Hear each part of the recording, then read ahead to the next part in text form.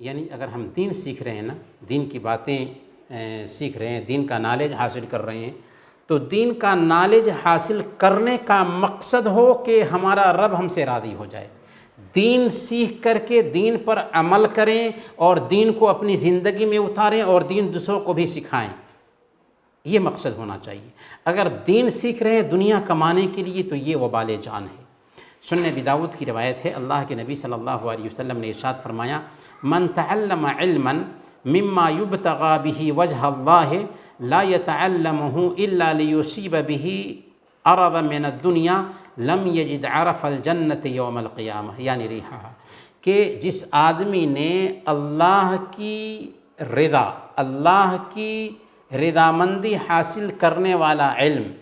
اس مقصد سے حاصل کیا کہ اس کے ذریعہ دنیا کمائیں، تو وہ آدمی جنت کی خوشبو بھی نہیں پائے گا۔ یعنی دین کا علم اگر کوئی انسان اس لیے حاصل کرتا ہے کہ اس کے ذریعہ دنیا کمائیں تو جنت کی خوشبو بھی نہیں ملے گی۔ ہاں،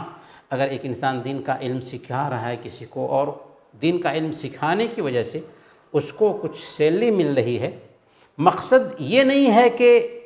سیلری لے، مقصد یہ نہیں ہے کہ وہ دنیا کمائے، بلکہ مقصد ہے دین کا پرچار کرے، دین کی باتیں لوگوں کو بتائے، تب کوئی حرج کی بات نہیں۔ لیکن اس دین کو سیکھ کر کے دنیا کمانا چاہتا ہے تو وہ بندہ جنت کی خوشبو بھی نہیں پائے گا۔ تنہائی میں